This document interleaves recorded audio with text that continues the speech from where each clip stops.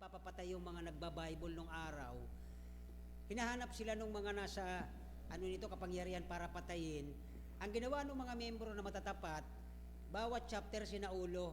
Pag umaten yung chapter 1, susunod magsasalita, tatayo doon sa ilalim ng kuweba o sa ilalim ng hukay, yung mga nagtitipo na nagsasamba sa Diyos.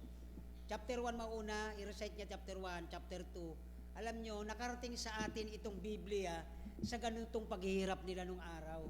Kaya mahalaga po yung nagsasaulo tayo ng Bible. Habang mga bata pa kayo, ay saulado po ninyo ito. Okay? So, ngayon po ay nandito na tayo sa Titus chapter 2. Ang sulat ni Pablo kay Tito.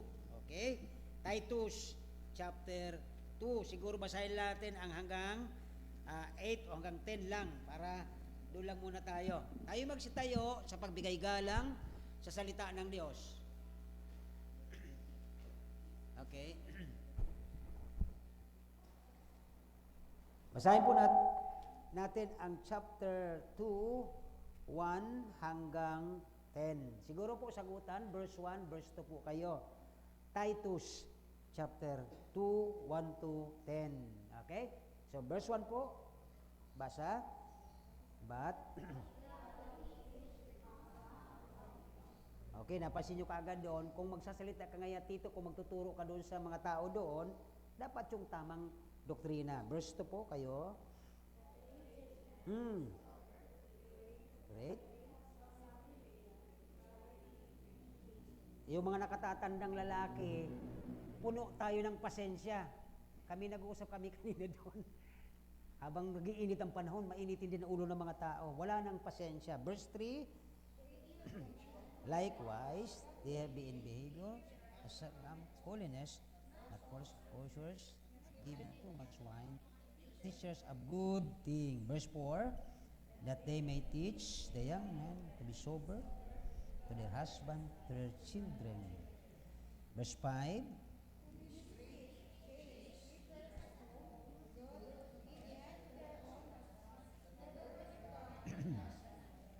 next verse.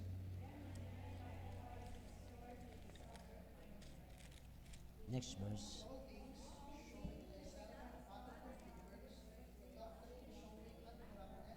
Gravity, sincerity. Verse 8. Sound speech that cannot be condemned, that is the contrary part of the shame, having no evil thing say of you. 9.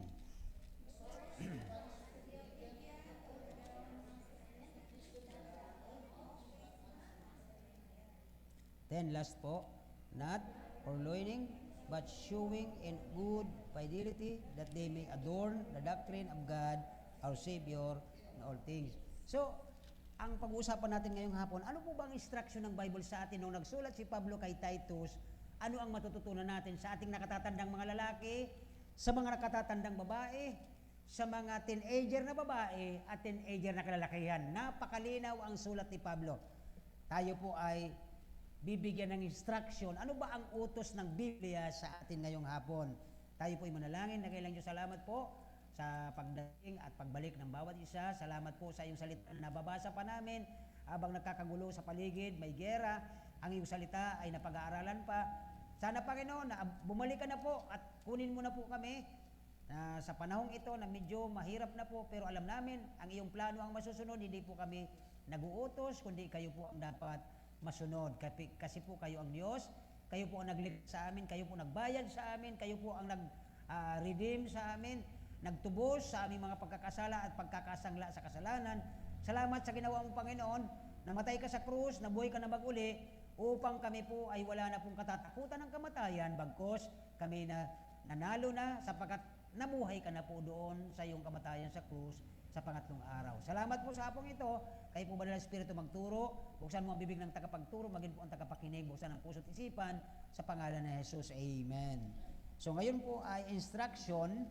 Ito po ay upang turuan, sabi ni Pablo kay Titus, sinulatan ni Pablo si Titus, turuan nyo sila. Yung mga tao dyan na yung Bible study, turuan nyo sila papaano mabuhay ng may kabanalan. Well, sabi ko po, nababagit ko madalas, at doon sa ating sulwining ka nung nakaraang Huwebes Santo ng Ginubata, sulwining tayo ng UWAS at hanggang nakarating tayo ng Pulangi. Ang lagi kong tinatanong, pagkatapos po ng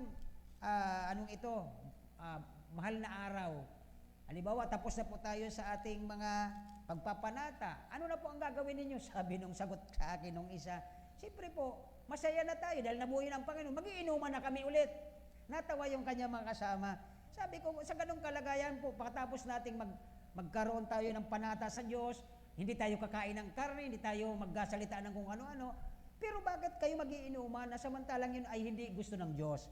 Sila mismo nagturuan sa amin, oo nga, di ba, dapat kung talagang tayo ay nagngingilin at tayo ay nagsasamba sa Diyos, dapat mamuhay tayo may kabanalan. At least natuwa ako doon. Sila sabi ko, hindi po yung galing sa akin, huwag kayo magagalit sa akin, kayo nagsabi niyan. Kasi yun po talaga, kahit naalala ko po tuloy yung binabible study natin dyan na matanda, na si Grahida, at yun ay nakakilala sa Diyos, sabi niya, Pastor, pagkatapos namin noon magpapako sa krus, maliligo lang ako ng alcohol para maalis yung tetano ng kalawang, pag-inuman na ulit kami. Kaya hindi ko po doon nasigurado na ako'y ligtas na. Kaya sige kung gawa ng mabuti para maligtas. Hindi po yun ang paraan ng Diyos ang kaligtasan. Ang mabuti kang tao at gumagawa ka ng mabuti ko ay ang paraan ng Diyos at ang sulaminting bayad, ang sulaminting titing na nakabayaran sa kasalanan natin ay ang kamatayan niyang kaanak doon sa krus, na yung dugo doon na nagbuhos ay naihugas sa ating kasalanan. Kaya anong mamatay si Kristo, bayad na po tayo sa kasalanan kung pinaniniwalaan mo talaga ang ginawa ni Kristo sa krus. So, therefore, maraming tao ngayon nagsasabi na kilala ang Diyos, pero hindi nababago ang buhay sapagkat hindi pa nila totoong tinatanggap ang bayad. Lagi ko na-instruction dito sa inyo, pag ako'y nagtuturo, na paghawak ko pa ang bayad ko sa utang ko, hindi pa ako bayad.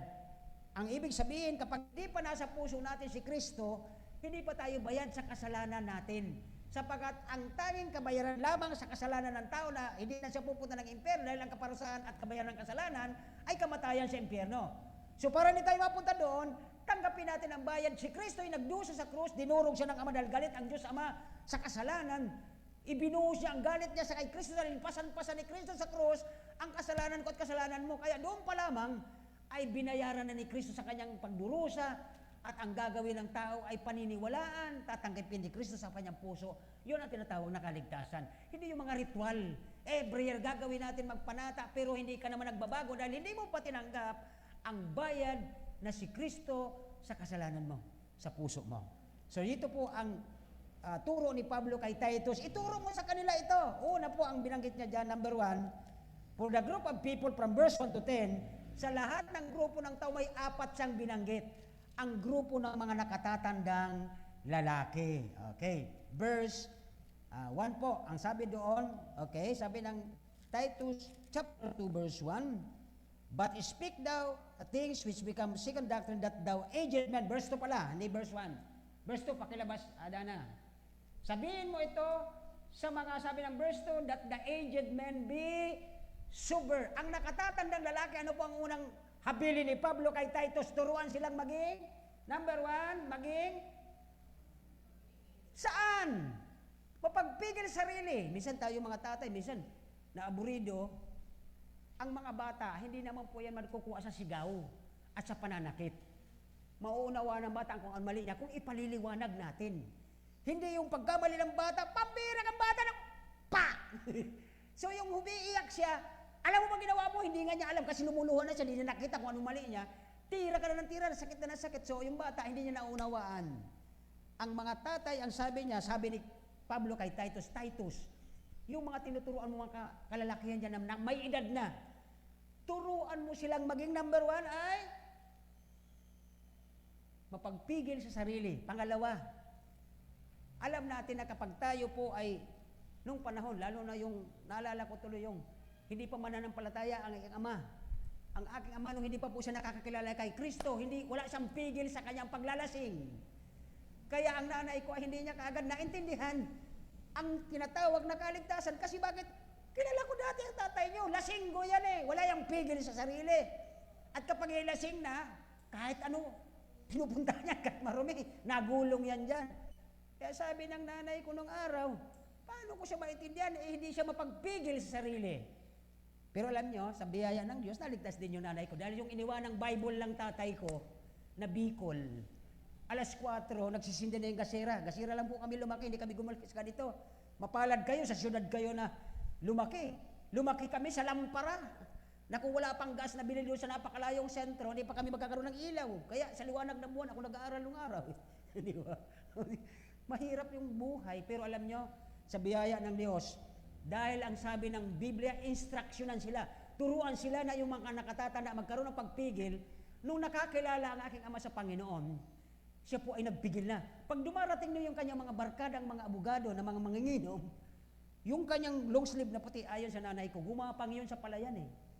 Para lang mataguan yung kanyang mga walang pigil din na mga kalalakihan sa pag-iinom. Tumakas yun. Yung po ang hindi ko makalimutang testimony ng nanay ko, na ang tatay nyo ay gumapang yan, naka long sleeve na puti. Dahil dumarating na ang kanyang mga barkadang walang pigil sa pag-inom. Dahil po mapera yun eh. May pera ang tatay ko ng araw, nung kabataan pa niya. At dito po ay sabi diyan, mga lang pigil sa sarili. Ano pa kayo maisip natin sa isang kalalakihan o sa isang nakatatandang lalaki na walang pigil sa kanyang sarili? Minsan siguro baka yung pag may pera siya, baka wala siyang kontrol. Pag gusto niyang bilhin, magmamayabang siya, wala pa siyang Kristo sa puso niya, magyayabang siya, mayaman ako, bilhin yun. Okay? Walang kontrol sa sarili. Pero ano pong binabanggit dito ni Pablo kay Timothy? Ang command niya dito, ang utos niya, sabi niya, but as for you, sabi po dito ni Pablo kay Titus, okay? Kailangan mo silang turuan, mga nakatatandang lalaki doon, upang sila po ay magkaroon ng proper sound doctrine. Ano po, saan natin makukuha ang tamang katuruan? Sa Biblia. Kaya tayo pong mga nakatatandang lalaki, lalo sa tahanan natin, tayo ang inaasahan ng Diyos ng mga leader, paano ng mga anak natin at magiging apo natin makita ang tamang katuruan ng Biblia kung tayo ay walang kontrol sa ating sarili. Gabi na wala pa sa bahay. O sino ang inaasahan nila magtuturo sa kanilang Biblia? Yung kapitbahay? Hindi po yun eh. Eh tayo, mamaya maghintay kayo mga nanay. Minsan nakakatawa ang mga kalalakihan, di ba? Minsan yan, oras na nag-uwi, inutusan lang ng asawa, nung may baby sila, bili mo nga ako ng gatas. Ito yung nahuling binigay mo sa akin sweldo, tira nung pagsasabong mo. Diba? Pagdating sa sentro, nakita si barkada. Sabi ngayon ng barkada niyang lalaki, sa lalaki muna tayo Oh, padi, ayan ka pala, ka, tagay ka. Napasarap yung tagay. Yung ipinabibili ng asawa niyang gatas, sabi niya, mayroon ako rito. Sky is the langit. Bili ka pa. Tapos di umuwi na, nakalimutan niya yung binibili niyang gatas para sa kanyang anak. Pagdating sa bahay niya, sabi niya ganyan, di ba pinabibili na kita ng gatas? Bakit lasing ka na? Ay, huwag mo akong papangaralan, ha? Pera ko yon, binigay ko lang sa'yo. Di ba sabi mo nung naliligaw ka sa akin, di ba, lahat gagawin mo sa akin, kukunin mo pa nga yung bituin para bigay sa akin. Yung bituin na pinangako ko, eto ang bituin! Iyon yung maiksing kwento. Mga kapatid, yung walang pigil na lalaki na katatanda sa tahanan, mag-iingat sila. Kaya kung ganito pa po ang asawa ninyo at hindi pa siya nakakilala sa Diyos, wala pa siyang kontrol, wala pa siyang tamang, sabi dyan, di ba? Hindi mo na tayo alis dito. Okay? Hindi naman po yung matatandang lalaki, grabe naman kayo. Hindi yung nakatatanda, hindi yung matandang-matanda na, wala na po yun eh. Talagang wala nang kontrol sa sarili yun. Pag natumba yun, tumba na. Ang tinutukoy dito ni Pablo, sabi niya kay Titus, turuan mo itong mga nakatatandang itong lalaki, may pamilya ito, marami pong utos dyan, hindi lang po yung isang yon. Tingnan niyo po natin. Okay, sabi niya dyan, galang. Ang isang lasenggo, walang kontrol sa buhay niya, walang kontrol sa kanyang image, sa kanyang pagkatao. Pag nalalasing, di ba, baka may mahina sigmura dito. Minsan na uwi ang isang lasing, punong-puno ng suka niya. Mabaho ang amoy, walang kontrol. Di po ba? Tingnan niyo ito eh. Isang nag-uopisina nakakurbata, pagdating sa bahay, punong-puno ng, alam niyo na, pag lasing na baga ang tao, sige, tapos punong-puno na siya. Kagalang-galang pa ba ito? Yun ang tinuturo ni Pablo kay Titus. turuan mo ang nakatatandang lalaki, may pamilya siya, na may anak siyang dalaga, na nakakakilala ng kapitbahay dumaraan, nakakurbata ang baho ng itsura. Kasi walang kontrol, lasinggo. Huwag niyang sabihin, bakit pasto tinatira mo yung mga lasinggo? Ay, sino ba ang gumagawa nito? Yung matino? Eh, di ba? Ang gumagawa niya yung walang kontrol. Ang sabi ni Pablo, turuan silang maging kontrolado ang kanilang mga sarili. Sapagkat minsan pag tayo ay nasa posisyon ng mga kalalakihan, sa sobrang yabang dahil maganda ang buhay mo, nawawala sa tamang sirkulasyon. Ang sabi ng Biblia, malasing ka sa Espiritu Santo at hindi sa alak. Biblical yun. Kaya kung bakit ko niya-tackle ito, bakit marami pa rin kasi naalala ko tuloy ng araw, doon sa EDSA, mayroon kaming isang men, kalalakihan na, ano na siya, ligisang nandun sa Sunday School, nakikinig siya. At pag dahil pag may kunti na siyang alam, dahil nag-aaral siya ng Bible, yung kunting kaalaman, delikado yon. Halimbawa, nakaupo siyang ganyan, ang harap niya, hindi na doon sa teacher, ang harap niya nakaganyan na siya. Kasi may kunti na siyang alam, wala siyang kontrol sa sarili. Parang yung yabang niya, na kunting kaalaman niya, hindi na siya nakaharap doon sa teacher na ganyan, kundi nakaganon. Alala ko yon. Sana patawarin ako ng Diyos ng paghuhusga ako. Pero nakita ko kasi yun eh. Matandang lalaki yon, pero walang kontrol. Dapat kung nag-aaral ka ng Bible, dapat alam mo ang katayuan mo, makitaan ka ng disente at tamang pag-upo. Di ba? Mayroon pa akong kwento. Pastor, kwento na yan, hindi preaching eh. Pagka mayroong possession, pag mayroong kaya ang isang lalaking nag-abroad, nag-abroad, punong-puno yan dyan ng dilaw, ano yung mga yon? Di ba? Pag umupo yan, punong yan ng mga dilaw, nakaganyan yan. Bakit? Wala siyang kontrol, kundi ang nasa puso niya, pagyayabang. Ang isang taong may Diyos, may takot sa Diyos, hindi niya yun gagawin. Hindi siya magsusuton. Bakit? Kayabangan yun eh. Ano ba naman yung ginto na yan? Sabi baga ng isang awitin, makamtan mo man ang buong mundo, kanyang yaman. Pero ang buhay mo wala kang Diyos, kawawa ka sa impyerno. Tama, hindi? Yan po ang sinasabi. Kaya sabi ni Pablo kay Titus, Titus, turuan mo sila, instruct mo sila na ang mga nakatatandang lalaki dapat ay number one, sabi natin kanina, maging mapagpigil sa sarili. Hindi yung sobrang yabang, hindi yung sobrang kaya, wala naman siya, tao lang naman siya, lupa lang siya, inanuhan ng Diyos. Ang buhay niya pahiram lang, na pag ang Diyos napikon sa kanya, kunin ang buhay niya, wala na yung taong mayabang isang araw. At ang pangalawa doon ay kagalang-galang. Ito po ang matindi. Ano ang sasabi nyo dito sa word na matino? Ang wikang English ay, okay. Sound in faith, ano po? Temperate, okay. Matino. Temperate. Siguro, sa mga kalalaki, disiplinado siguro ang pinakamalapit, ano? Na dapat may tamang time magsabi ng hindi nararapat at nararapat sa tamang panahon. Kasi minsan may mga lalaking nakatatanda na magsalita, akala niya napaka-powerful niya. Yung pala, akala niya lang. Yung pala ay hindi rin. Ano pa bang mapapansin natin? Okay? At ang panghuli, okay? Matino, ito yung maganda dapat sa atin. Yun po ang nais-instruct ni Pablo kay Titus, na yung mga tinuturuan mo dyan, turuan mo silang maging malakas sa pananampalataya sa Diyos. Ito po ang ibig sabihin ni Pablo. Ang iyong hininga, sa iyo ba yan? Pahiram ng Diyos yan eh. Lakas, talino, buhay. Yung buhay ko nga, pag ako namatay sa kasisigaw sa pagpipreach, sasabihin ng mga tao dyan, binawian na pala ng buhay yung pastor dyan. Bakit binawian? Kasi hiram ang buhay natin eh. Hiram ang ating lakas, hiram ang anumang mayroon tayo.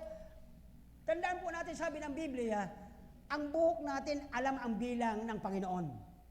Pero wala tayong kakayahan na bilangin ito. Sino nakabilang na dyan? Wala. Ito po ay pinapakita na ang instruction ni Pablo kay Titus, turuan ang mga nakatatandang lalaki na maging malakas sa pananampalataya sa Diyos, at ang pananampalatayang ito, pinatunayan lahat ay nandito sa loob ng kanyang salita.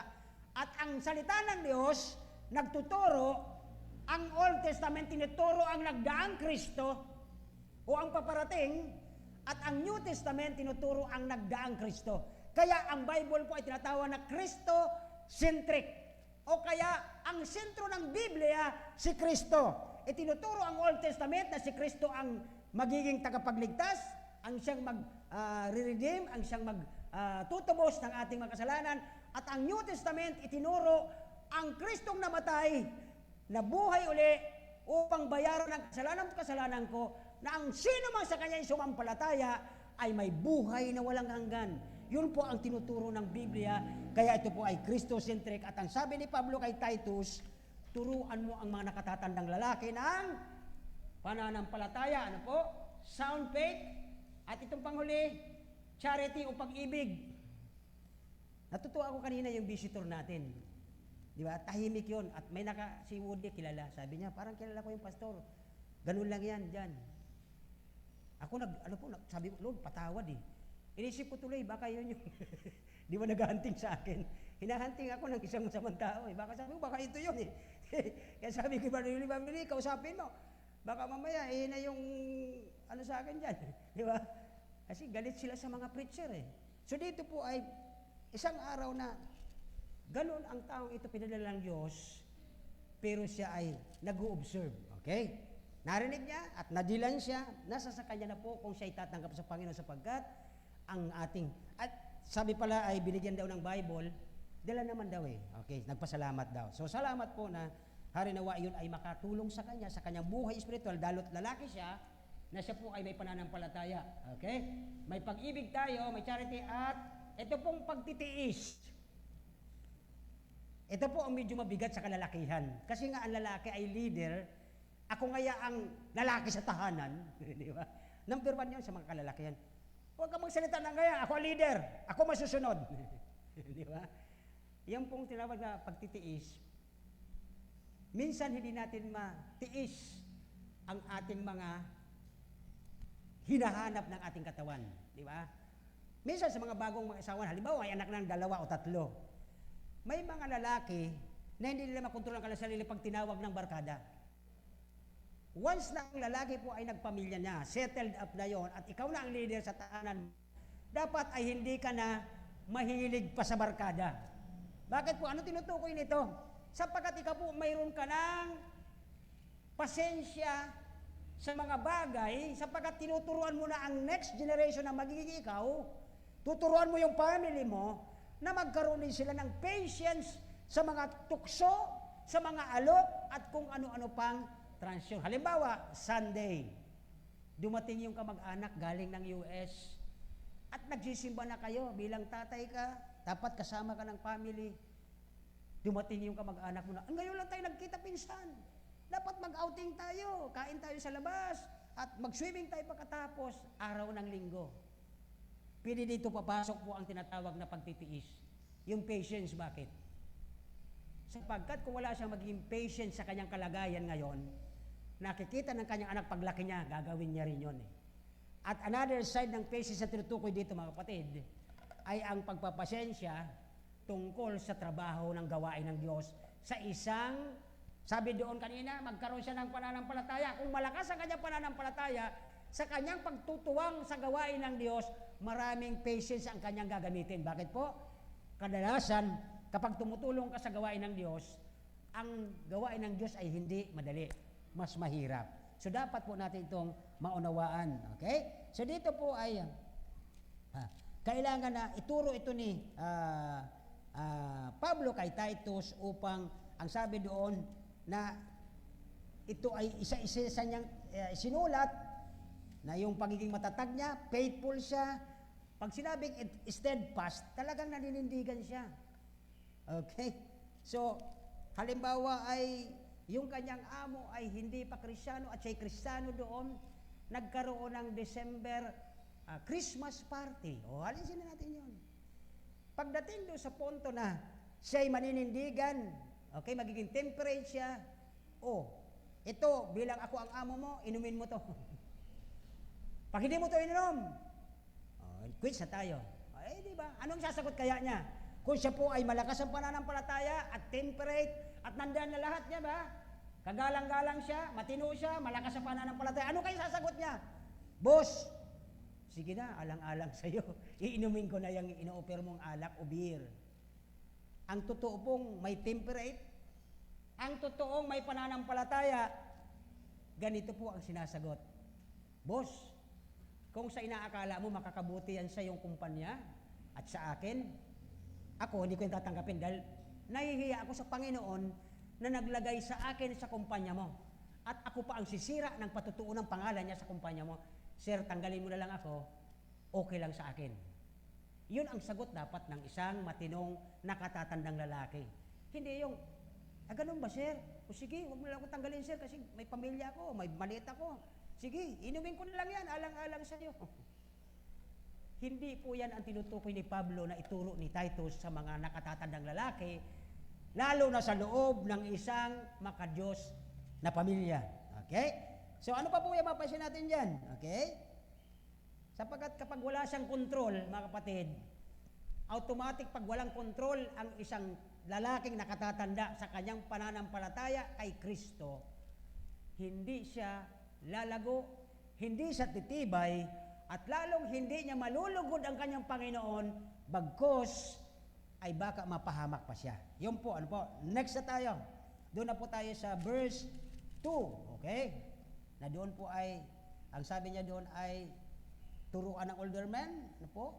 Ay, maliban na, binanggit na natin kanina, may mga taong, ano din, sensitibo, na pag kinukurik mo ng salita ng Diyos, parang galit pa. Pero ang sabi ni Pablo doon na, yung older men, ang sabi ni Pablo doon, dapat i-approach natin sila na may pagmamahal at may karunungan. Kasi po mayroon din siya na, ikinukurik mo na, sasabihin niya sa iyo, at sino ka ba? Mas marunong ako sa iyo, mas matanda ako sa iyo. Pero sinabi ng Biblia, ang salita ng Diyos napapakinabangan sa kukurek, pagsasaayos at pagtutuwid. 1 Timothy, pakilabas nga po yun. For the word of God ay nagagamit sa for correction, instruction, anong text yun? 3:16, Timothy, pakilabas daw, Dana, okay? 1 Timothy 3:16, 3:15, yata, ayan, ito.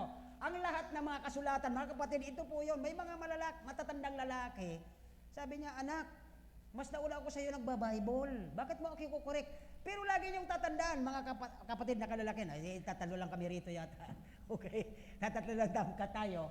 Ang sabi rito, mga kapatid, okay, na ang salita ng Diyos, ang kasulatan ay kinakasihan ng Diyos at mapapakinabangan sa ano? Tuturuan tayo ng tama, to be strong, na maging malakas sa pananampalataya sapagkat ang lahat ng nakasulat dito, naisulat at ay kinasihan ng Banal na Espiritu para tayo ay matuto, maging matibay, maging matatag sa pananampalataya sa Diyos. Yun po ang laman nito, hindi po ito kalukuhan. At ang sabi po diyan, okay, sa pagtuturo, mapapakinabangan ng biro sa pagtuturo. Turuan mo siya ng tama, na kahit sa akala niya siya na yung tama, kaya lang mali ang kanyang position, ang kanyang pananaw, turuan natin siya ng salita ng Diyos. At sabi diyan, ay sa pagsaway. O pag sinasaway, huwag kang tutuloy diyan, mapapahama ka. Pagsaway po 'yun. Okay? And number 3, sa pagsasanay. Masanay na tayong mga kalalakihan, na tayo ang leader, responsibilidad natin. Ito po ang question, ang totoo niyan. Di ba si Adan ang nilagay ng Diyos una? Wala naman talaga si Adan sa creation, si Eva. Si Adan lang ang create, tandaan nyo yan. Pero bakit nung si Eva nagkasala, bakit niya inako yung gano'n? Sabi ng Diyos, wag eh. Dahil po sa gusto niya rin kasi. Ay, ang katuring ko niya nung araw, na hindi ko pa gaanong naaaral ito na maihigi, kasi sa pagmamahal niya sa asawa niya, kinuha niya rin kasal. Hindi, gusto niya rin talaga. Kaya ang punto po doon sa puntong yun kay Eva at Adan, inutusan siya. Ang lahat na kahoy dyan pwede mong kainin, maliban sa isa. Magbigay ka ng bunga ng puno ng kahoy na nakakain. Hinog, hindi ilaw. Ano? Mangga. Oh, ikaw, anong kahoy na nandoon? Mangga daw, sabi niya. Avocado, nakakain din yon. Ano pa? Birun, bayabas. Nananghalian pa ako ng bayabas. Ako'y nagutom. Wala na yung pagpakain, bayabas. O sige, pwede naman eh. Alam, Ah! Bayabas, matigas. Okay, ano pa? Ano pa? Ha? Wow, grapes talaga. Prutas talaga yon, di ba? Prutas yun, di ba? Sir, may apple na din noon. Okay, si grenade ng Diyos ang apple. Mayroon na. Oh, Gail. Banana. Okay, alam ko na kung saan nagmula ang banana. Okay. Oh, Princess. Ano daw? Okay, the land in the zoo in the nest. Okay, the zoo nest. Tingnan nyo ha, dito pa lang, alam nila kung anong pwedeng kainin sa garden. Pag-isipan nyo maigi kung talagang mayroong control, talagang mayroong si Adam, di ba? Dapat maayos siya, nakatatanda siya kay Eva. Bakit po nakatatanda na naman? Pastor, ang dami mong kwento. Si Adan na una, bago si Eva. Sino matanda? Ha? Sigurado kayo? Wala yun doon sa Bible eh. Naku mga kapatid, ang issue, andun ang utos, andun yung pagkain eh, lahat. Ang isa lang pinagbabawal sa anong isa lang. Ano po ang issue sa dalawa? Sa mag-asawa? Wala silang galang sa Diyos, number 1. Bakit? Di ba? Ba't tumingin ka doon, sister? Di ba? Ang utos andun, ang bigat ng salita ng Diyos, bakit hindi nila sinunod? Ibig sabihin, wala silang pakialam sa salita ng Diyos. Wala silang bigat doon sa utos. O kaya kayo mga kabataan, pag inuutosan kayo, huwag kayong kagaya ni Adam and Eve. Tigas ang ulo nila. Ang bigat ng utos ng Diyos, lahat dyan kakainin nyo paliban sa isa. Ayun talaga ang pinunteriya eh. Di po ba? Anong ibig sabihin sa Pilipino kung sa ating panahon? Nangalangi talaga pinunteriya mo, nangaano ka? Di ba? Nananadya sila eh. Wala silang galang sa Diyos. Kaya yung pagkakasala ni Adan, parang katulad din natin. Kung ano yung pinagbabawalan ng Diyos, ay yun din ang ating sinasadya. Nakakaintindihan po ba? Kaya dapat mayroon tayong kontrol sa ating mga sarili, dapat matino tayo. Hindi tayo kahapon lang isinilang, marami tayong alam ng katotohanan, kaya lang binabaliwala natin ang salita ng Diyos kasi hindi natin binibigyan ng bigat, hindi natin sinusunod, hindi natin iginagalang ang salita ng Diyos. Kaya po ang Bible hanggang ngayon, hindi mabasa. Ano ang resulta nito pagka nasisira ang family? Alam nyo na yan, chain yan eh. Nasisira, okay? So dito po ay, maliban dyan ay, ang mga nakatatandang lalaki, okay? They have, dapat mayroon siyang stability. Yung stable ang kanilang mga panananaw, pananampalataya, at ang kanilang, ito disulot ko, yung patience, di ba? Kaya isa natin kanina, dapat stable ito sa ating mga kalalakihan. Tatatlo na nga lang kami dito. Dapat stable tayo dito. Kung ano sinabi ng Bible, yun. Eh di ba, ito po doon, balik naman tayo doon sa pagtutok sa kay Eva. Di ba? Kaya kung ano sinabi ng Bible, doon tayo mga lalaki. Huwag tayong duplikara. Sabi ng ahas. Di ba? Sabi niya kay Eva, Eva, ano ang sabi ng Diyos dito sa puno na ito? O, dali, sagot. Alam mo ba yung kwento? Sige, sagot, dali.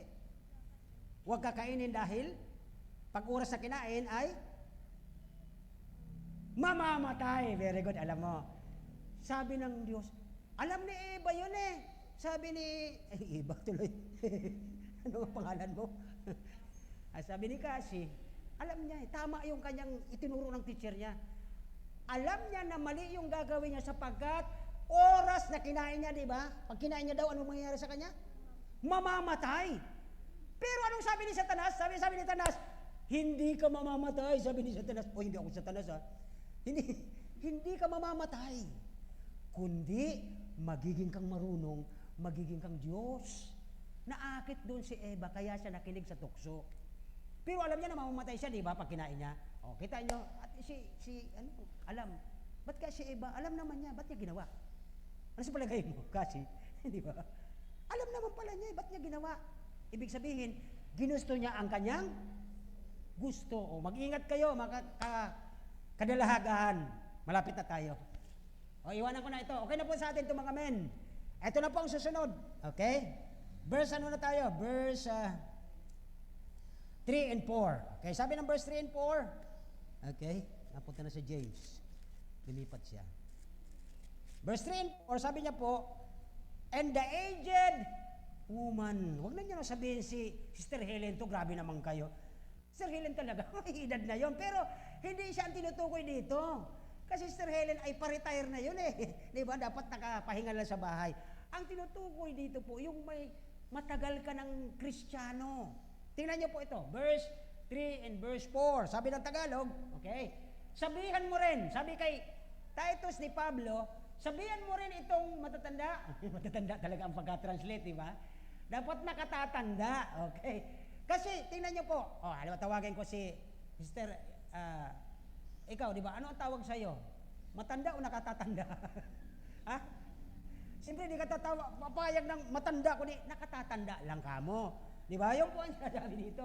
Okay? Sa mga nakatatandang babae na maging, ano daw, number 1? Sa kanilang asal. Hindi ako mag-ano dyan, baka magalit kayo sa akin, okay? Hindi, ano daw?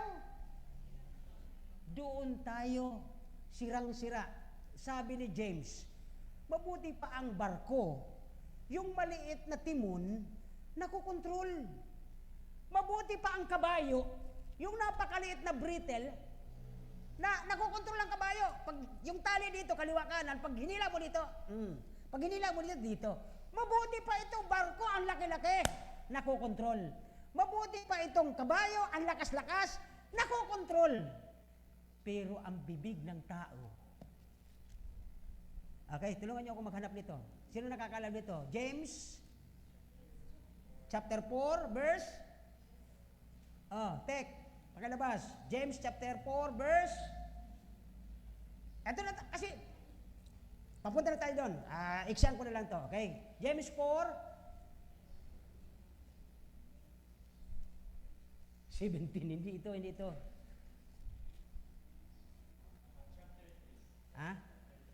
Sigurado na? Okay, 3 daw. 3. Sige, 1 to 4 na, basahin natin. James 3. Dalawa kayo dyan. James 3. 3:4. Okay. Mga kapatid ko, wag maging verse 4 nga, hindi 1. 4. 3:4. Ayan, di ba? Tingnan niyo yung barko, bagamat napakalaki, itinutulak na malakas na hangin, gayon may pabaling-baling sa pamagitan ng isang napakaliit lamang na timon na kukontrol. Okay, next.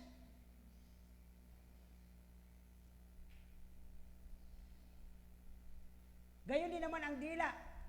Tingnan niyo po Kaya dito po, mga babae na pala ito, hindi naman ito mga lalaki. Okay? Mga nakatatandang babae. Pwedeng nanay ka. Hindi ito sa teenager hindi ito sa dalaga. Okay? Sa nakatatanda ito.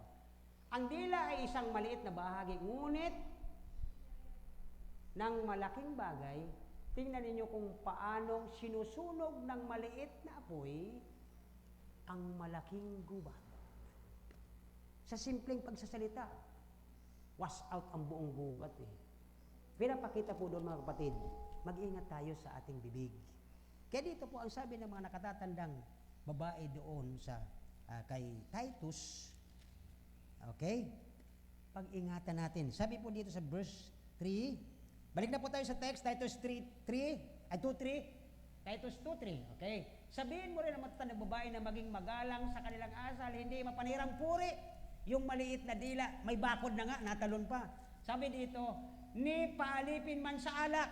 Mayroon din kasing babae mga lasing. Pero minsan mga kapatid, hindi man lasing sa alak, lasing sa nakukuhang impormasyon. Ang tawag sa kanya, nagiging siyang CCTV. Lasing na lasing siya doon. Akala niya okay yung ginagawa niya pag may nakita. Uy, halika, ayan na si Juan, ayan na si, alam mo ba siya, Yan po ay parang lasing na hindi mo maintindihan. Okay?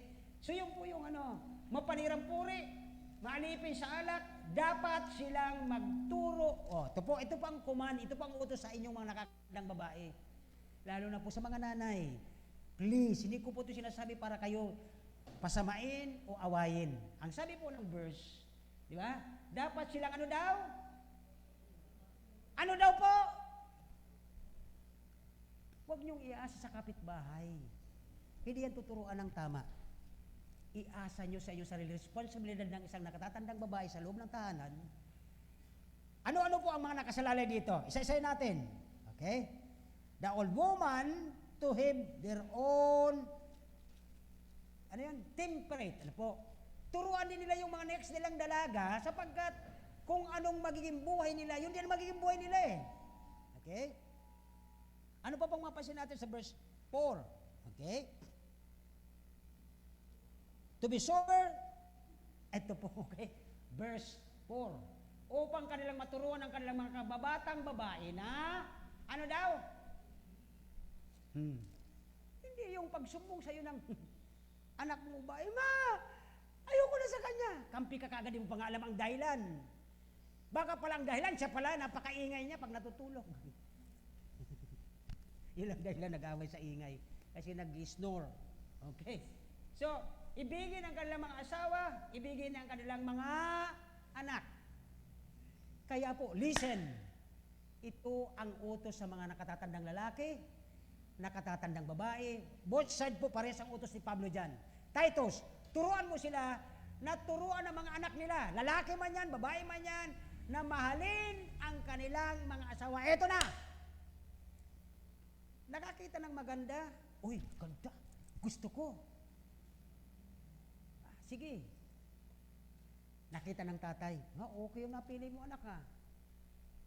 Paglakad niya ng ilang weeks, ilang buwan, nakakita, mas maganda. Sabi niya, pa, ayoko na to, ito na. Sabi naman ng tatay niya, okay ka anak. Ay kung ako ang, hindi ganon ang ituturo natin sa mga anak nating lalaki. Di po ba? Kanina nag-discuss dito yung mga young people natin, kausap si David. Isa sa natuwa ako na di ko man sila gaano naturuan ng ganito dahil na-observe daw nila the way. Kaya minsan nag-iingat din ako eh. Baka kung nagagawa ko sa misis ko, magawa din nila. Di ba? Minsan may mga times, di ba, ang mag-asawa, totoo ito, yung sister, di ba? May asawa ka din eh. Hindi ka naman iwalay. Ang mag-asawa minsan may mga bagay na hindi pinagkakaunawaan.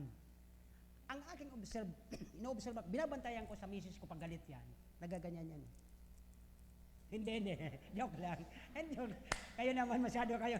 Naggagano lang siya ng kamay. Ibig sabihin, mayroong hindi ako nagawang maayos. Pero hindi yun. Ngayon, pag matutulog na kami, sabi ng Bible, huwag mong hayaan, sabi ng Biblia, kung tutulungan yung hanapin yon, na yung araw, huwag niyong hayaang lumubog na hindi kayo nagkakasundo. Okay ba yan? Mga lalaki, mga babae, pagsasabayin ko na. Kasi pag nalaman mo mayroong gesture ang asawa mong babae, na parang hindi siya upakali, mayroon kang nagawang mali.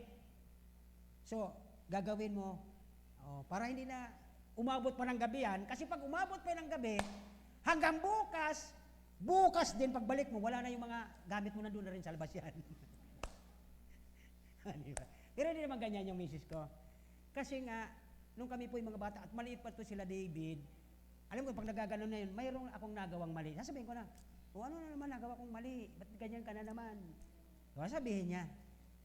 Ganon po ang sinuturo ng Bible. Sabi ni Pablo kay Titus, turuan mo yung mga lalaking nakatatanda at nakatatandang babae na mahalin ang kanilang asawa at ang kanilang mga anak. Kasi mga kapatid, pag nakikita ito ng anak mo, lalo't lalaki, o sinong walang anak na lalaki dito? Wala eh, lahat may lalaki tayo.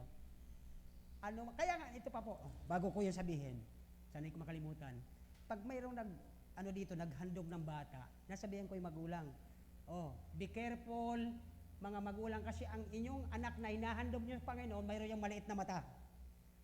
Ano ang sinyalis na may maliit na mata ang bata? Ang maliit na matang ito, nakikita ang ginagawa ng kamay ni tatay sa kanyang nanay. Mag-iingat. May mga maliit na kamay ang bata, inuobserbahan niya ang kanyang tatay kung saan ito ginagamit. Sa mabuti o sa masama. Di ba? Ayan, di ba? Yan po ang sabi ni Pablo, ituro niyo ito sa mga nakatatandang lalaki, nakatatandang babae, ituro niyo sa inyong mga anak. Bakit po? Hindi po pwedeng magturo ang school. Sapagkat ngayon ang mga teacher ay hindi na po nakapagsasabi ng direkta sa mga bata pag nagagawa sila ng maganda. Takot na sila eh. Ang inutusan ni Pablo na magturo ay ang nakatatandang lalaki at nakatatandang babae. Sabi ng verse 4 sa ating text, that they may teach, maturuan ang mga kabatang babae na ibigin ang kanilang mga asawa, ibigin ang kanilang mga anak. Kahit pa ang ginawa nitong kasamaan at anak mo yan. O, ito na tayo para matapos na tayo, malapit na ako. Okay, doon na po tayo sa mga verse 4 and verse 5. Sabi ng verse 5, to be discreet, chaste, and pakilabas mo itong verse 5. Yan. Maging matino, dalisay, masipag sa gawaing. Hey! Oh, nagtutulog-tulugan kayo dyan. O, basa, sabay-sabay. Mga teenager.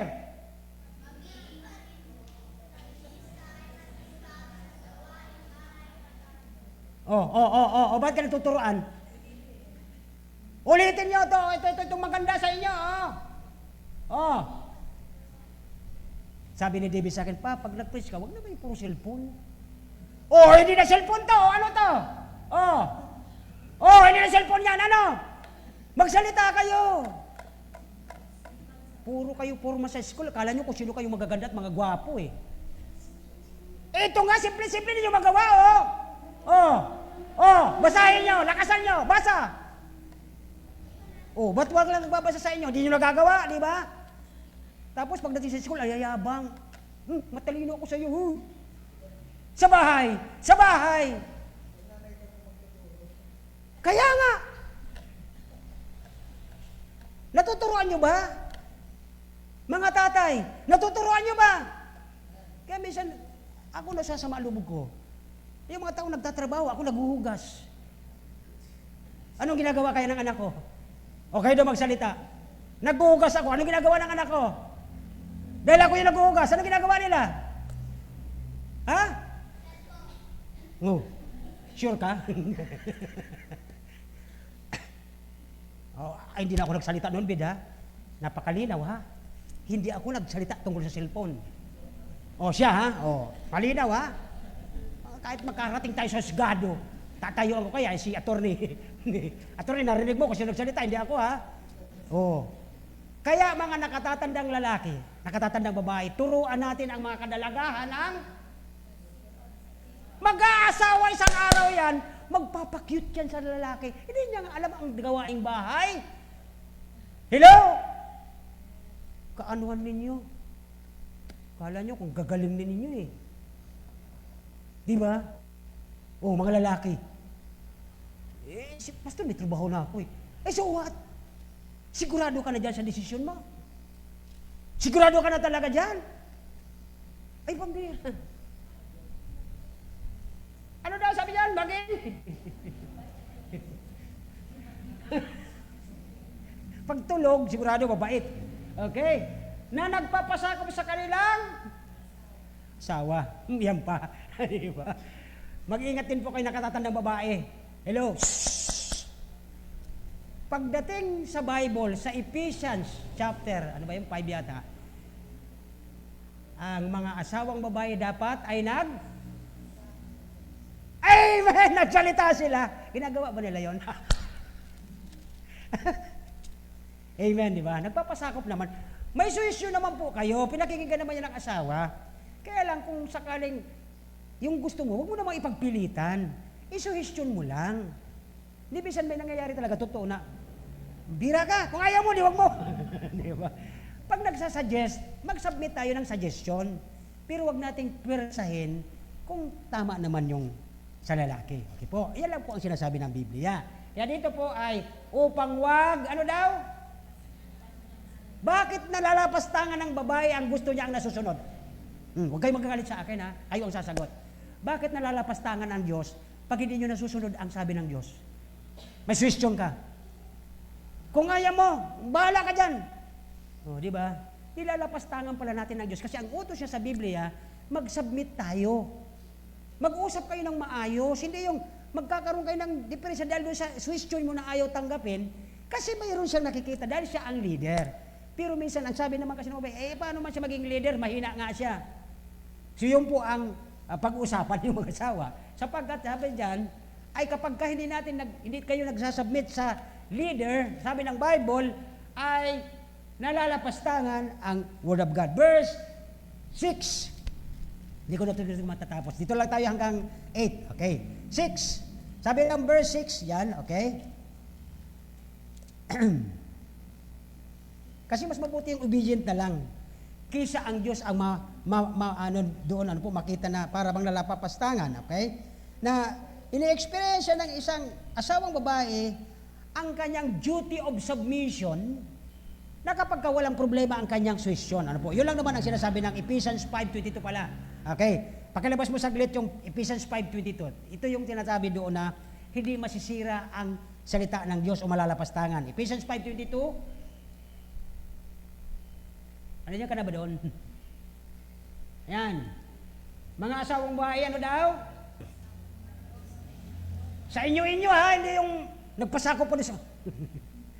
Okay, mali naman yan ha. Inyo, di ba? On your own.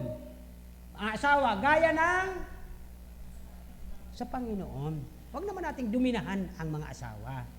Yes, tama ka, pero ipaliwanag mo. Okay? Yun po ang hindi nasisira ang pangalan ng Panginoon. Verse Colossians 3:18. May sinabi po ang Colossians 3:18 doon. Tingnan niyo po ito. Sabi ng Colossians 3:18, okay?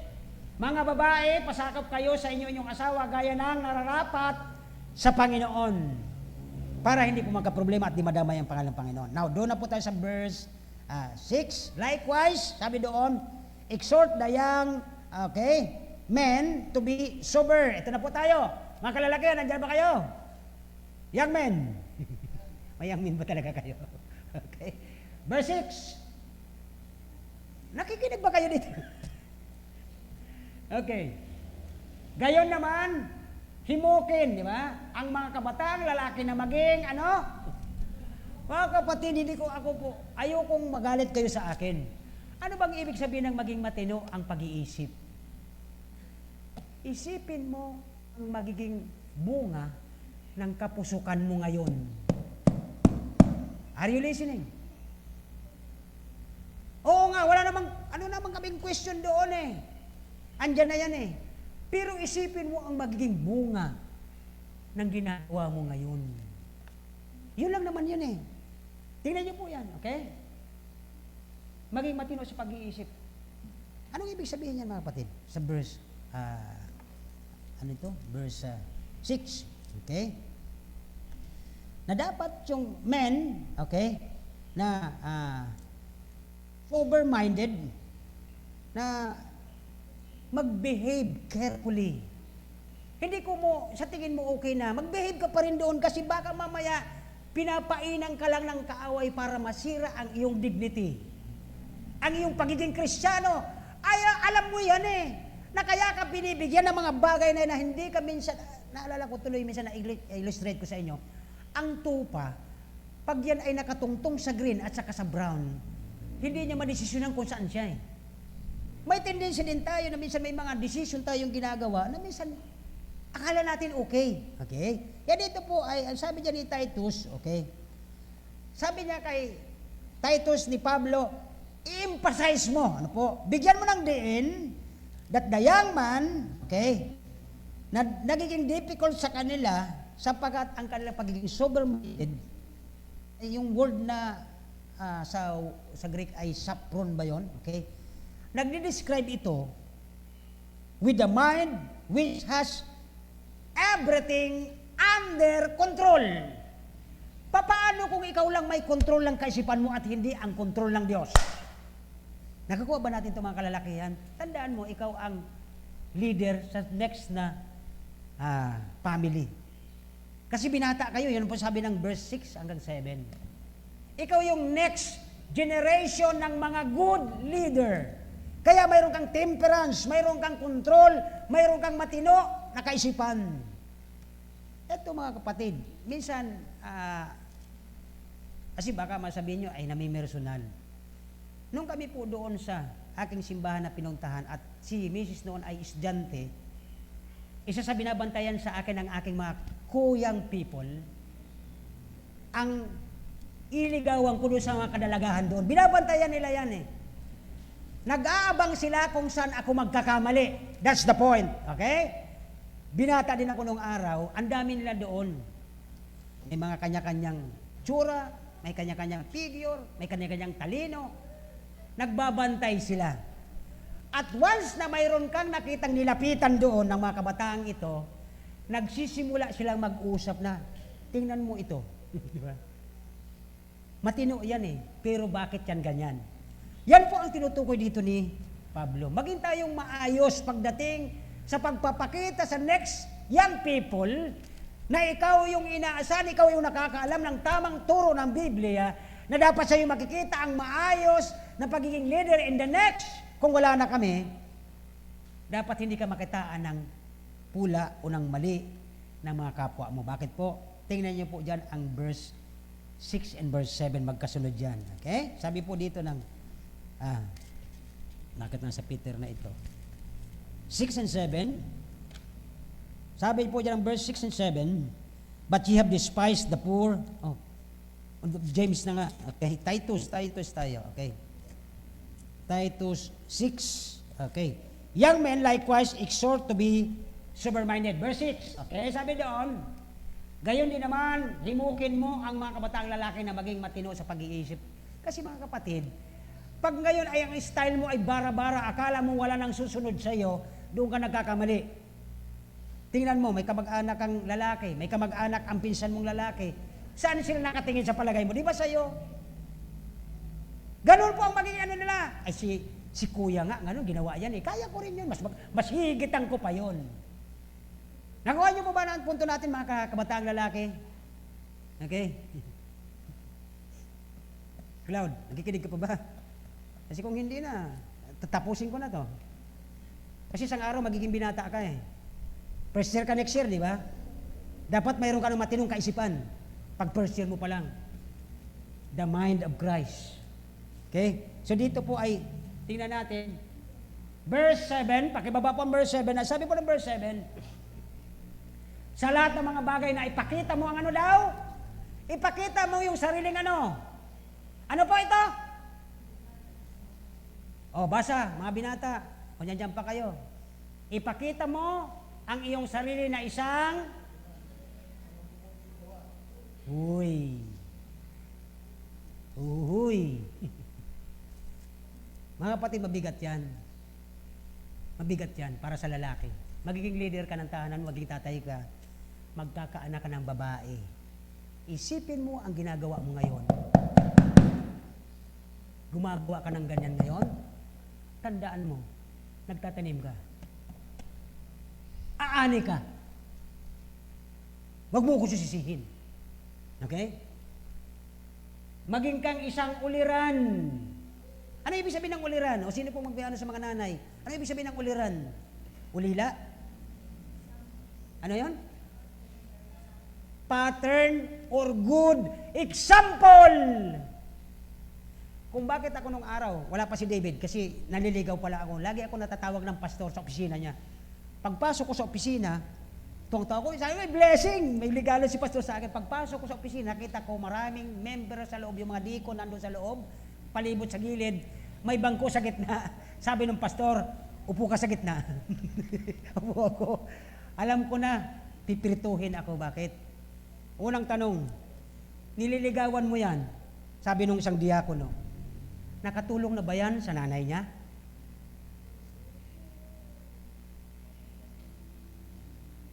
Doon ako parang sinuntok ni Muhammad Ali. Kaupo ako yan. Brad, nililigawan mo yan? Panganay ni Pastor Daria? Nakatulong na ba yan sa kanila sa albay?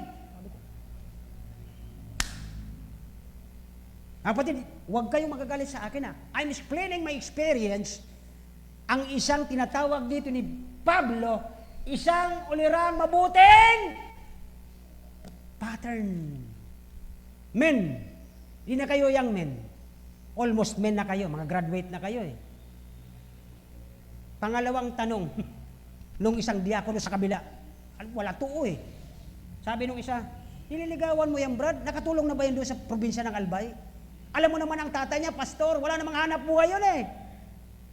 Maiyak-iyak na talaga ako eh. Sabi niya, sabi nung pangalawa, sigurado ka bang iyan na talaga ang mapapangasawa mo? O baka nagpipili ka lang, naghahambog ka lang dito sa lugar namin sa Quezon City? Tapos, si Brother John, bagsak. Ako'y nagpapasalamat, mga anak ko. Huwag naman sana lumaki mga ulo ninyo. May mga trabaho siya, pero wala pa yung mga girlfriend dyan, boyfriend dyan. Nagkaroon man, ako na yung sabi ko nung tumawag, ang mama nitong anak ko is an expert black belter. Di na tumawag sa kanya. Pumunta ka rito, sabi ko, you're planning to go in the Philippines? My wife is a black belter. Pambihira. Di na tumawag ulit. Subukan niya. Wala pang trabaho yan noon eh. Tapos, nang liligaw sa kanya, bigutuhin pa. Sabi sa akin siguro, hello, Mr. Murmdar. Kasi nung maliit yan mga kapatid, puyat ako sa trabaho kasi aalis ako sa office. Papasok ko ng office alas 4. Uuwi ako dahil hintayin ko yung mga parenta namin sa mga channels ng TV, alauna, alas 2. Pagdating ko, tururog yan eh. Tapos, liligawan nyo lang basta-basta ganyan. Aagawin nyo lang basta-basta ganyan. Maayos kayo. Hindi ako sakim. Pero gusto kong kung paano ko minamahal ang aking asawa at inilalagay sa hindi siya magkakaroon ng high blood. Pero minsan ngayon nakikita nila pag kami inaasar ko siya, nagagalit siya sa akin eh. Alam naman nila eh, na ganun ako sa kanya. Sasabihin na nila, pa, tama na yan. Pag na-high blood si mama, sige, logi ka. Okay. Di ba? Matutuwa ka na kung ang isang araw pagdating ng panahon na ang mga anak mo, katulad mo kung paano magmahal sa asawa mo at kung paano siya magpalaki ng anak niya, yun ang bunga ng iyong pinagpaguran ngayon. Kaya ang sabi ni Pablo doon kay Titus, turuan mo sila. Yung nakatatandang lalaki, nakatatandang babae, yung young men, yung magiging mga binata at magliligaw, na sila ipakita mo, ipakita mo sa ikan sarili na uliran at sa mabuting gawa at sa iyong pagtuturo ay magpakita ka ng katapatan, pagiging kagalang, igagalang ka ng isang batang, halimbawa, nagkakilala kayo, bata pa siya, at naraman mo may gusto sa sayo, pero hindi ka man balasubas na, hindi kita gusto, hindi naman ganon. Sige, kung gusto mo talaga, ipag-pray mo yan.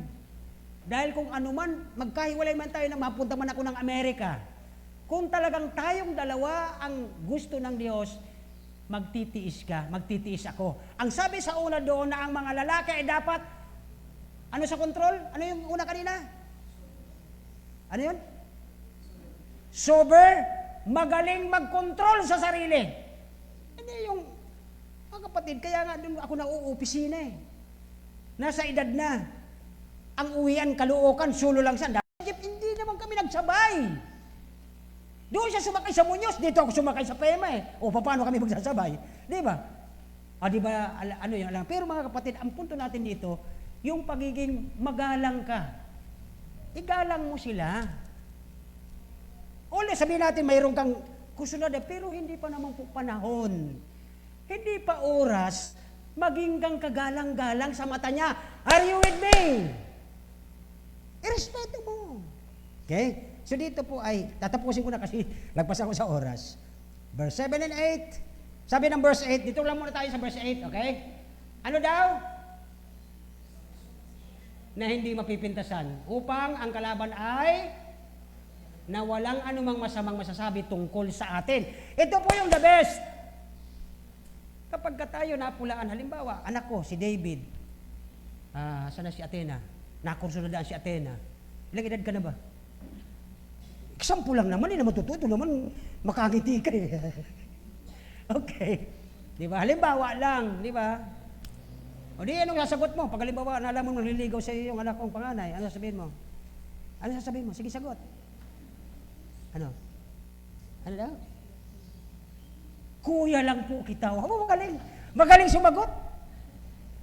Kuya lang po kita eh. Okay. Di ba?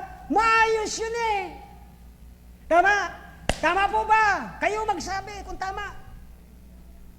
Nag-i-insist sa'yo. Umulit. Di, talagang ano eh. Di ba? Anong pangalawang sagot? Ano ang pangalawang sagot? Maliban na kuya mo lang siya. Tamang sagot. Dahil bata ka pa. Anong sasagot mo dapat kung may naliligaw sa'yo? Ano po? Yes! Ang galing. Pwede na, pwede na. Pwede. Sabi niya, Kuya David, maghintay ka ng tamang oras. Alas 6 in punto. Amen! Di ba? At least marunong sila eh. Kasi mga bata pa sila eh. Yun po, di tayo mapupulaan. Ano mang masamang masasabi tungkol sa'yo. Ito si David, sikat dyan simbahan nila. Siya yung ano dyan. Yung anak ko, kabataan, niligawan niya. Grabe naman tong pastor na to. Tinuruan yung anak niya ng ganyan. May nasabing masama. Tama. Okay, lampas na daw sa oras. May natutunan po ba kayo? Tutuloy natin to. Practical ito, sabi ni Pablo kay Titus. Ang mga anak natin, mga mahal ng Diyos yan, lalaki yan at babae, mga perlas ng Diyos yan. Huwag natin, sikapin natin, walang masasabi ang ibang tao sa atin na tayong walang pagpipigil sa ating mga sarili. Parang di tayo nag-aaral ng Bible. Parang gano'n ang ibig sabihin. Okay po ba yon? May nasaktan po ba sa inyo? Kung may nasaktan sa inyo, sorry po. Sinasabi ko po ang sabi ni Pablo kay Titus. Ayaw ko sabihin sa inyo. Pero kung nadaanan kayo, pasensya po. Okay? Ganun talaga.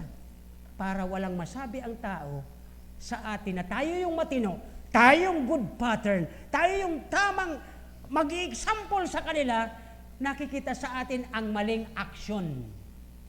Ano yung sabi mo kanina sa pangalawang sagot mo? May tamang oras. Anong oras?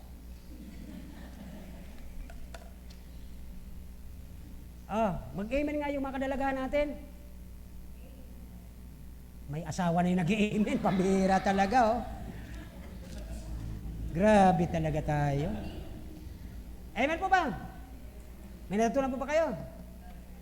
Mga kapatid, wag kayong misinterpret ang iyong lingkod. Binabantayan ko lang ang mga anak kong babae kasi babae yan. Yan po ang babae natin ay napakanipis na bote na mababasagin. Kunting ganun lang yan, basag yan. Wala na pong maibabalik na ayos sa anak nating babae. Ingatan natin sila. Sabi ng Bible, they are the most weaker vessel. Konting usog mo lang yan, basag yan. Ingatan natin ang ating mga kababaihan, lalo sa loob ng simbahang ito. Yes, tama yun, babantayan natin sila pag sasakay, pero wala na yung mga, kawakan mo pa, delikado yun. Okay? Baka mamaya pag tayo ka, Atina, tayo ka, dali, sample. Alam mo, sasakay siya sa jeep. Sasakay ka na sa jeep. Pagsakay mo ganyan, sabi niya pa, nakita niyo, nakakamera pa naman ako. Sabi naman tong pastor na to, nangyayari yan, may nakakita dito sa ating mga member, nag-a-attend dito ng araw. Pasasakay lang ng jeep, may kiss pa. Ano yan? Although may trabaho na sila, sabihin natin may trabaho na sila, nasa edad na sila, huwag mo papakita sa labas yan, masyado kang, ano yun, tawag doon? May tawag doon yung, okay.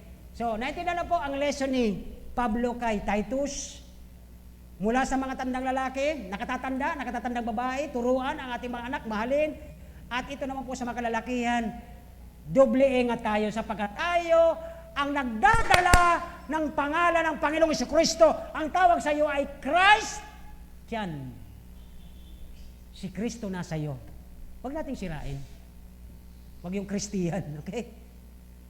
Kaya tuloy, nagiging totoo. Pag ganoon po, alam niyo mga kapatid, ganito yan Iwat kayo doon sa mga, nagsusundo tayo sa mga lugar-lugar, di ba? Mayroon tayong mga tinuturuan doon. Alam mo mga tao may mga isip yan, saka may mga mata yan. Sabi niya, ito na naman ngayon yung mga ito, nagtuturo dito kasi hinahanap si Kristita. Di ba? Kaya ngayon nagpapunta dito kasi may hinahanap yan, hindi si Kristo, si Kristita. Napupulaan ang pangalan ng Panginoon, mga Kristiyano tayo, huwag tayong ganito. Kayo mga boys, pag kayo ay masipag sa ministry, minsan nasabihan na kami, kasi yung kapatid ko isa rin dyan Kaya siya masipag sa ministry kasi hinahanap niya si Kristita. Nung hindi siya sinagot ni Kristita, hindi na siya nakita. Di ba? Tapos ulitin na naman natin. Kuya ko yun. Sumalangit daw ang kanyang kaluluwa. Patay na yan Pero ang maganda, bumalik siya bago siya namatay, bumalik sa Panginoon. Sana po maging aral sa atin ang yaman pala nito, ang ganda pala itong kay Titus. Ano po? Sinabihan siya ni Pablo, sinulatan, Titus, ituro mo ito sa nakatatandang lalaki, sa nakatatandang babae, sa mga binata, sa mga dalaga. Libre yung mga dalaga. Hindi ko na inabot. Okay? Tayo mag-sit tayo at oras na po. Harinawa ay ipag-pray natin. Huwag nating masira ang ating dignity, ang ating pangalan, ang pagiging Kristiyano mo at ang pagiging Kristo sa buhay natin ng Panginoon. Kasi may mga mata sa labas, may mga bibig sa labas, na yan po ay 24/7 nakamatsyag sa iyo at nagsasalita yan ng laban kay Kristo. Masisira natin ang pangalan ng Panginoon pag hindi tayo naging matino at hindi tayo maging mga sober at tayo po ay mga magalang at mga pattern na tama ng Panginoon. Dakilang Diyos, salamat po sa hapong ito na harinawa po, hindi ako pa nga nakalabis sa aking mga sinabi. Patawad, Panginoon, kung ako'y nagkasala sa aking mga salita, pero Panginoon, sana na po na ipaliwanag ng kahit konti ang iyong salita sa pamagitan ng iyong lingkod, Panginoon, na ginamit ng Banal na Espiritu. Tulungan niyo po kami, Panginoon, sa hapong ito na maunawaan ang iyong nais sa bawat isa. Habang po na kayo ko nakapikit sa ating mga mata, bilang nakatatandang lalaki, bilang nakatatandang babae, bilang binata, bilang dalaga, huwag nating sirain ang maganda at malinis, dalisay na pangalan ng Panginoon sa ating buhay. Tinawag tayo mga Christian dahil si Kristo nasa buhay at pinamumuhay natin. Huwag nawa silang ma-offend dahil sa mga mali nating action, sa mali nating pananaw, sa mali nating decision. Nagilang Diyos, salamat po sa hapong ito, salamat po sa pangunawa ng mga membro, na minsan kami mga preachers may nasasabing masakit, pero salamat Panginoon na sana nawa, maunawaan nila, maikorek sila ng iyong salita, nang wala kaming iba ditong pinag-iilagan, kundi huwag naming pulaan, huwag naming malagyan ng dumi ang pangalan mo sa lugar na ito. Huwag nawa namin, Panginoon, masira ang iyong pangalan sa aming mga ministry na minsan lumalagpas kami. O Panginoon, patawarin niyo po kami sa hapong ito.